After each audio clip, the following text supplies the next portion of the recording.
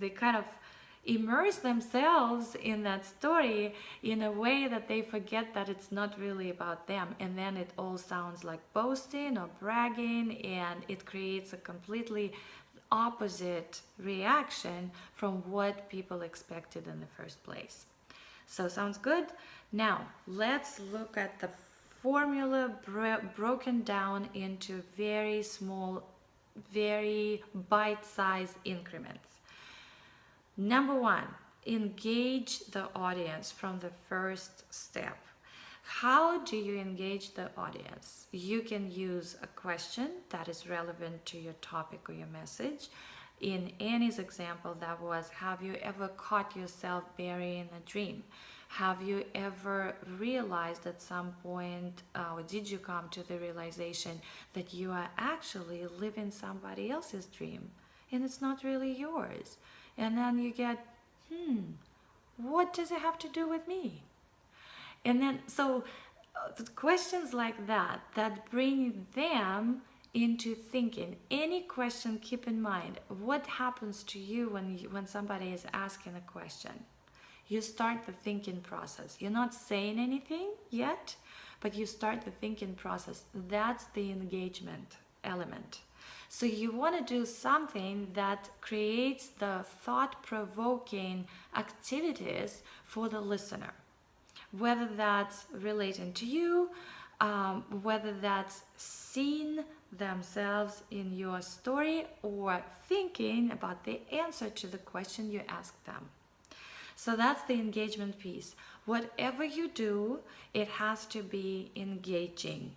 At the beginning, that brings the attention to them.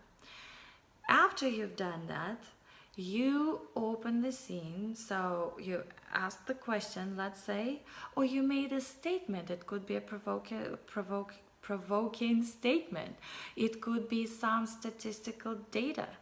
And then you ask a question. As soon as you state the fact, you start questioning the fact, but question it in a way that they start thinking about it. So that's just one of the ways to engage the audience. We will talk about different possibilities in Module 5. So now let's move through the formula. Engage and start, and then you set up the stage. It's the opening scene. I give you an example for me. That's my nap time, and that's how, the mean kindergarten teacher, because everything is gonna come right after that. My belief systems were formed at that time, and all of the other stuff that is included in my story. That's the opening scene, and you are telling it because we are still talking about the story you are presenting by speaking, not in written form. You are doing it in present tense. Actually, this tool is actually powerful for the written story too. So this piece is relevant for both the written and the spoken story.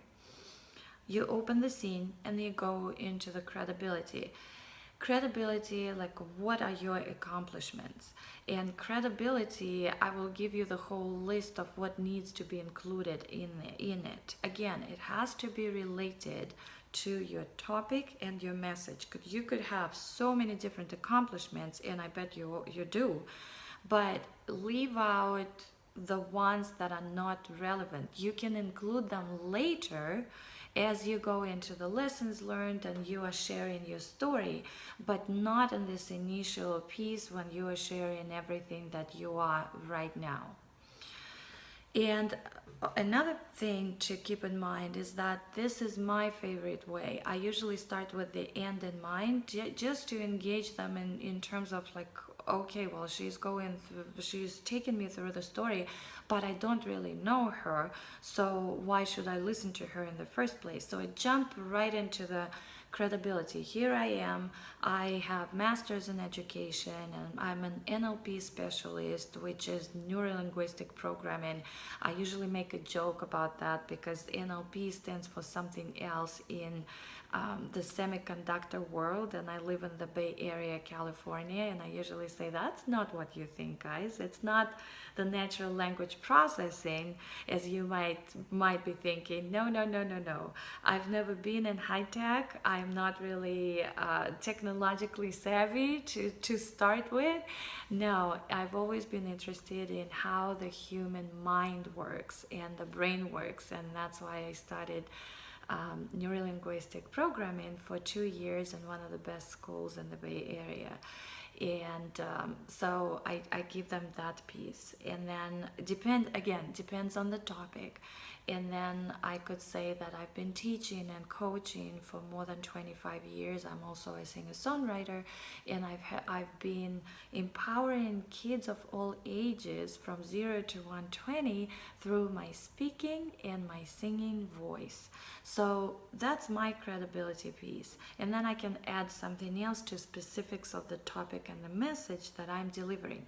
So you're done with credibility. Don't stay there too long, because credibility is not what they are looking for. They're looking for that piece subconsciously, just to be engaged a little bit more and get you kind of spark and ignite and reignite their curiosity about what you are about to share with them. And then as soon as you share the high, you go right into the low and say, hey, but I wouldn't be talking to you here if I didn't have a story behind it. You could say it this way, or you could just say, hey, but my life has not always been paved with rose petals and fireworks in my honor. This is what I usually say, but you could find your own language and your own way of expressing what you feel. But the idea is to bring them to the beginning of your story. And then you go into the vulnerability, into your first vulnerable moment, which is a stepping stone. You gotta keep it in mind. Stepping stone toward the first breakthrough, which is the lesson you're gonna deliver, but you're delivering it not in a direct way, but through them seeing themselves in your story and emotionally connecting with you. And then you go through phase 2, you make a transition, you go into another pit and then another high. So you alternate high, low, high, low, high, low, and it's 3 times in a row. And at the end, you again turn your attention to them. Don't finish with you. And this is how I did that. Don't do that. A lot of people do this. This is not compelling. That actually repels people from you. So at the end of your presentation or your speech or your story, you say, well, now I have a question for you guys. And then you finish up with a question. Or it's a call to action. Or you finish up with a quote. Or you finish up with everybody saying the same thing, which is related to your story. Maybe you have a recurring line that you are using throughout the story that they want to repeat. For me, if I use, and I do, a lot of singing in my speaking, so it could be a phrase that I used and I ask them to sing along at the beginning, and then I do it in the middle, and then I do one line at the end to emphasize and drive my point home. But again, see, if I'm engaging them, I'm driving the attention to them again, because at the end they're gonna ask themselves, what is in it for me? So I hope that makes sense. And again, what did we just do? You keep them in mind, then you go into you and your story, and then you shift the attention to them again. Usually, statistically and historically, and you can ask yourself, what do you remember the most from the story? Usually it's the beginning and the end.